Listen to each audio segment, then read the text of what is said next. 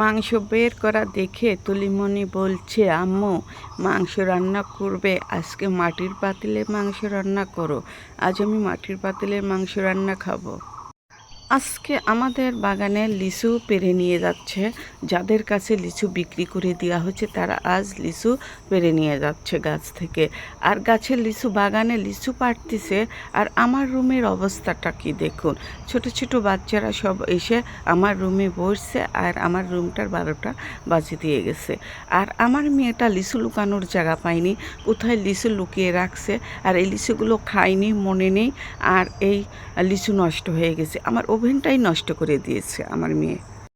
এই তো রুমের সব কিছু ঝেড়ে পুছে মুছে নিয়ে এই যে ঘরটা ঝাড়ু দিয়ে দিলাম। আর তুলিকে বললাম যে তুমি রুমের মধ্যে লিচু খেয়েছো, দেখো তো রুমটা কি অবস্থা করছো। আর তুলি বলতেছে যে আমি করিনি, ওরা সবাই করছে, আমি চুপচাপ বসেছিলাম। তুমি চুপচাপ বসে থাকলে এরকম হয়? এই বিছানার চাদরটা অনেক দিন হলোই কিনা হয়েছে, আমার বড় মেয়ে আমাকে কিনে দিয়েছে, কিন্তু বিছানাতে পারা হয়নি। আর খুব সুন্দর লাগছে কালারটা, তাই না? চাদরটাও অনেক সুন্দর, আমার খুব পছন্দ হয়েছে। তারপরে যে ওভেনের মধ্যে লিচু রাখছিল, লিচু নষ্ট হয়ে রসগুলো ওভেনের এই প্লেটের উপর পড়েছে, সেগুলো এখন আমি মুছিয়ে নেব। আর তুলিকে বললাম যে ধরনের কাজ আর কখনো করো না, দেখো তো জিনিসটা কি নষ্ট হয়ে যেতে পারতো, আমি যদি না দেখতাম। দেখো তো কি হয়েছে এই প্লেটটা। ওভেনটা পরিষ্কার করে নিয়ে এখন আমি দুপুরে রান্না করতে যাব। আজ রান্না করব আমি মুরগির মাংস। তুলিমণি বলতেছে মাটির পাতিলে মাংস রান্না করে খাবো। তা আমি বললাম যে মাটির পাতিল তো নতুন কিনা নেই, আমি পাতিল কিনে নিয়ে এসে তোমাকে রান্না করে দেবো। তো বলছে না, আমি এই পুরাতন পাতিলে রান্না করে খাবো, তুমি কিনে আনলে 3-4 দিন দেরি হবে, তুমি কবে বাজারে যাবে তারপরে পাতিল কিনবে, তা না তুমি এই পুরাতন পাতিলেই আমাকে রান্না করে খাওয়াও। তো এখন কী করবো, মেয়ে এতবার করে আবদার করতেছে। শেষমেশ এই যে ভাতের পাতিল, এটা আমি তো ভাত রান্না করি এই পাতিলেই আমি মাংসটা রান্না করব।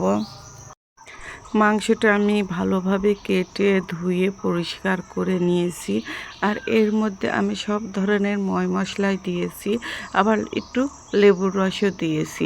দিয়ে এটাকে ভালোভাবে মাখিয়ে আমি 10 মিনিটের জন্য রেখে দিয়েছি। আর কয়েকটা আমি গোটা গোটা রসুন দিয়েছি, আমার কাছে খুব ভালো লাগে গোটা গোটা রসুন খেতে, সেই জন্য আমি মাংস রান্না করলেই এই গোটা গোটা রসুন আমি দেই। পাতিলের ভিতর মাংসটা দিয়ে একটু সরিষার তেল দিয়ে ভালোভাবে একটু মাখিয়ে আবার আমি এই পাতিলের মুখটা বন্ধ করে দেব। দেখছেন তো কত সুন্দর দেখা যাচ্ছে মাখানোর পর। এই যে আমি আটা দিয়ে পাতিলের মুখটা বন্ধ করে দিয়েছি, আর আমার মাংস রান্নাটাও হয়ে গেছে। আর এই যে আমি মুখটাও এখন খুলে নিচ্ছি।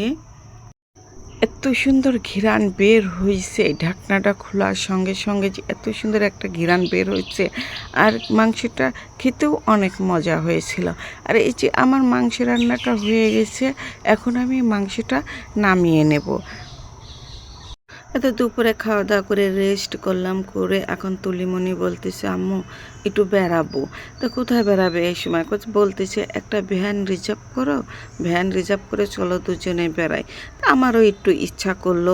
তারপরে যে একটা ভ্যান রিজার্ভ করলাম, করে একটু ঘোরাঘুরি করে তারপর ফুচকার দোকানে এসে একটু ফুচকা খেলাম দুজনে মিলে।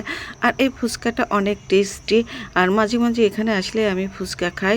আর বাসায় এসে দেখি লিচুগুলো সব লিচু প্যাকেট করে রাস্তার সামনে রেখে দিয়েছে, গাড়ির জন্য অপেক্ষা করছে।